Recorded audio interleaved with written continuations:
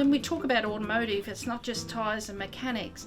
There's a broad range. It could be spray painters, it could be windscreen, could be security, it could be logistics like transporting. The automotive industry is incredibly huge. So these days we need more and more women who are intelligent women, technical women who can operate this machinery. Before I started this industry, there was no females before me in predominant roles, and pretty much there still isn't. So everything that I've done, I've been a little bit of a trailblazer, I guess you could say.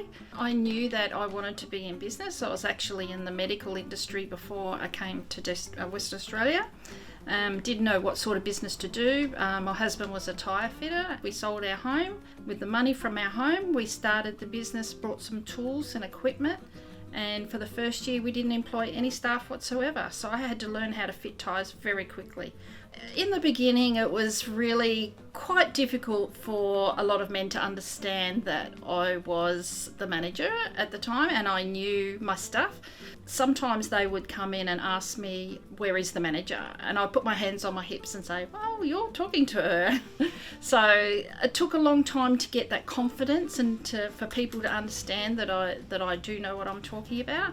It's not always a man at the front counter that runs the store.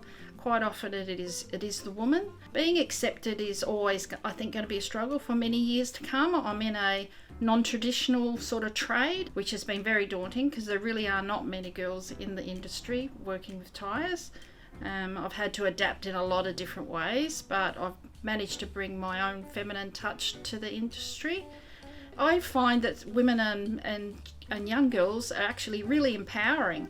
I met a young girl just 4 nights ago who got a job up in the mines as a diesel mechanic. So I think, the perception of being the only female these days is all changed. Definitely encourage all girls to come into this industry. That's what I'm all about. I actually do a lot of speaking to a lot of different groups and organisations, trying to encourage more girls to come through.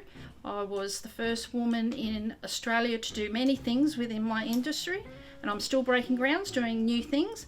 But just because you start off in one certain way doesn't mean that you have to stick to that journey. Your journey can change all the time. So I have different goals that I set from year to year, and it doesn't mean that I just focus on the goal. I enjoy the journey along the way.